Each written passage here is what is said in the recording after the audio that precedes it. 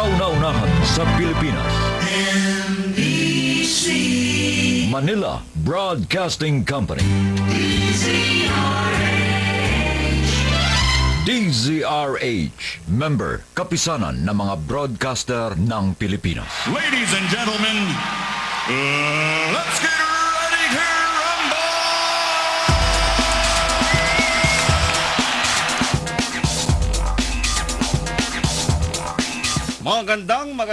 Magandang gabi Pilipinas, Luzon, Visayas at Mindanao. Linggo na naman ng gabi mga kaibigan, muli sumasa inyo ang MBC Sports Center. Ako inyong lingkod, Chris Capulso. Siyempre kasama natin si Ruel Vidal, ang dekano ng MBC Sports Center. Espesyal ho ang pagtatanghal namin ngayong gabi dahil meron na naman kaming first time na gagawin dito sa aming programa. Swerte ho ang mga merong RH TV sa kanilang mga cable channels. Sa Metro Manila cable link po tayo, Channel 9 cable link. Ang Sun Cable naman ay Channel 25 naman tayo diyan sa Sun Cable. Sa mga nagtataka sa Destiny na wala tayo, Channel 10 tayo natin wala. Pero napalitan naman tayo, napakarami ho natin channel sa buong Pilipinas. Mga kaibigan, mamaya isa-isay namin, hingin natin yung kay Lovelo kung nandyan pa kay Lovelo yung kopya. Kaya lang mas maganda, bago kayo magpa-subscribe, tanungin nyo muna kung merong RH TV doon sa cable provider. Umako naman tayo mga kaibigan sa dekano ng MBC Sports Center, si Ruel Vidal. Ruel, magandang gabi sa iyo. Kamusta ka na? At mukhang nagdala ka na naman ng mga interview na first time na nagagawin natin sa programa natin, ha? Oo nga, Chris, first time ito sa programa ng MBC Sports Center. Siguro first time din sa radio to na gagawin natin dahil meron tayong mga guests na fitness models, pero doon sa mga ordinaryo, para mga bodybuilders na babae. Okay. Pero bago tayo pumunta doon, Chris, sabihan ko muna mga tagapakinig natin na makinig mabuti sa programa natin ngayon. Dahil meron tayong pamimigay mamaya 4 na libreng tickets sa games ng Alaska Aces sa Miyerkules sa Araneta Coliseum. Bigay ito ng napakabait na GM nila, si Waki Trillo. So, pakinggan nila mabuti yung programa natin at mamaya meron tayong iba dahil yung itatanong mo, batay sa dito sa programa natin. Okay, abangan nila mamaya. 4 ba? 4 na tickets sa Araneta Coliseum sa Miyerkules dahil maglalaro ang Alaska Aces. Ayan. So, abangan nila, ha? Okay, Roel. Chris, napakaganda ng programa natin ngayon dahil may iba nga tayo, hindi naman basketball ngayon. Pag-uusapan natin ngayon ang fitness at bodybuilding. Kasama ko ngayon, isang sikat na fitness professional, former competitive bodybuilder. Ngayon ay tournament organizer na siya at promoter. Kasama ko si Bong Pico. Bong, magandang gabi. Good evening po. Bong, pwede kang bumati sa mga kaibigan mo. Dami na sinabi ni Bong. Shy, medyo shy si Bong. Pwede ka pero bumati ka naman sa at kung anong ginagawa mo ngayon. Well, good evening po sa mga manonood ng RH TV. Kamusta po sa mga kaibigan ko dyan sa mga nanonood, and dun sa mga kila Mike Dowden, kila Lee Soriano, yung mga staff sa Iron Pinoy Group. Okay. Kasi meron siya magazine, Chris, ang Iron Pinoy, na hindi lang siya printed magazine na glossy magazine ito, nandito rin siya sa online. So mababasa 'yun, masubaybayan internationally. Kasama din natin isang fitness professional and model. Napakaganda, napaka-sexy, napaka-healthy. Si MI Giap. MI, magandang gabi. Magandang gabi po. Pwede ka rin bumati. Good evening po sa lahat mga tagapanood ng RH TV. At kasama din natin, fitness professional din and model.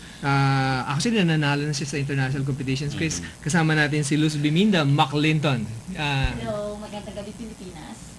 Pero Pilipinang siya. McClinton. Pinapala ka, Roel, baka mamaya baka magkaka-English na tayo. Pwede bumati sa... Pinabati ko yung husband ko. Hi baby, my daughter Jamie. Yung tatay ko po sa Bicol, mga taga-Bikutan, brothers and sisters ko. Makati, yun lang po. Maraming po salamat. Bicolana pala. Bicolana siya, Chris. Mamaya, magandang treat ang bibigay nila sa atin ngayon sa atin. Papakita, bibigyan nila tayo ng ng introduction sa sport ng bodybuilding. Kasi ipapakita nila yung mandatory poses, Chris, papakita nila sa atin. Dahil itong sport ng actually bodybuilding, physique at saka fitness competition, hindi masyadong familiar yung mga Pilipino. Hindi pa ganoon kasikat eh. So, ang ngayon, bibigyan tayo ni Luz Biminda at saka ni MI Giap kung mamarapati nila, dito, mag-ano muna sila ngayon. Alis mo na ako, Ruel. Baka, dito sila baka sa... madispatch ako eh. sa ano.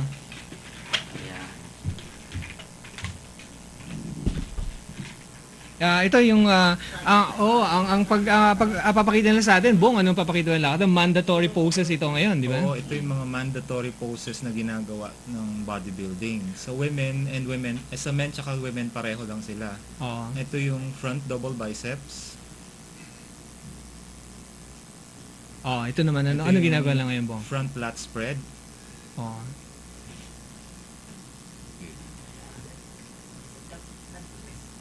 Ito yung mandatory poses eh. So, ito yung mga kailangan lang gagawin, di ba? Ito yung side chest.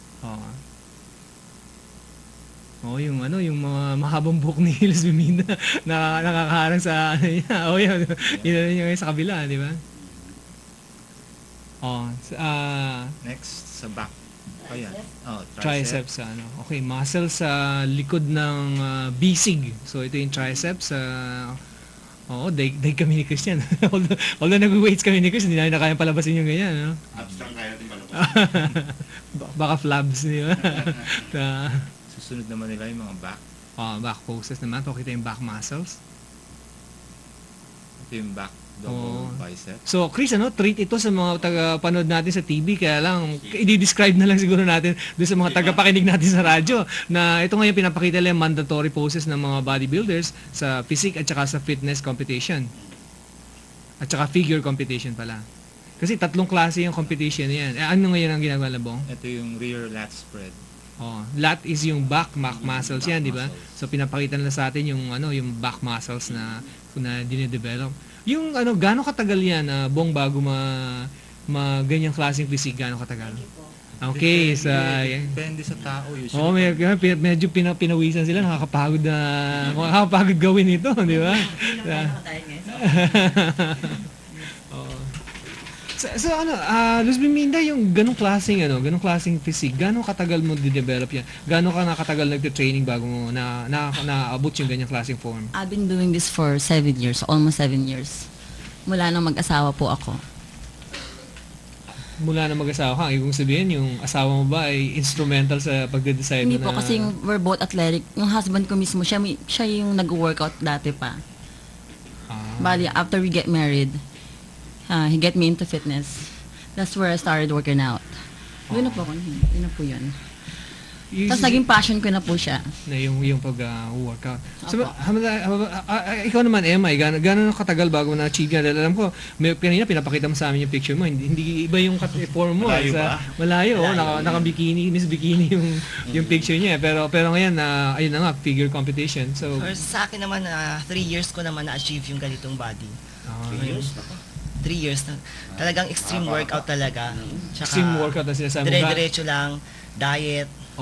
Extreme workout, gaano kahirap yung extreme workout? Describe mo ngayon. Talagang heavy weights, tapos high reps.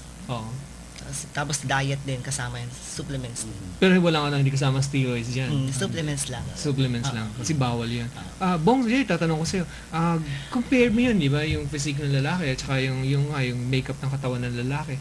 Mas mahirap ba na sa mga babae na ma-achieve yung ganitong klaseng mag-develop ng musculature na ganito? Yeah, mas mahirap sa babae kasi meron silang estrogen aside dun sa lalaki kasi may testosterone. Yun yung nagpapalaki talaga ng muscle. Sa babae kasi halos walang masyadong testosterone. So pag sa babae, limited lang yung paglaki nila ganito. So up to a certain size lang. Pero ngayon, I think, di ba, yung isa dun sa mga passion mo kasi itong bodybuilding tsaka fitness competitions na ganito. So, ano yung mga ginagawa mo? I think meron ka upcoming na competition. Well, ang ginagawa kasi ng ironpinoy.com, ganda namin yung sitwasyon ng bodybuilding community plus yung sports nga as a sport. Ginagawa namin siyang professional and inaayos namin yung amateur level competitions. So by October 10, sana lahat ng mga organizations magsama-sama dun sa ironpinoy.com Tournament of Champions and Strongman Champions League. Ayun ba, open ba yan?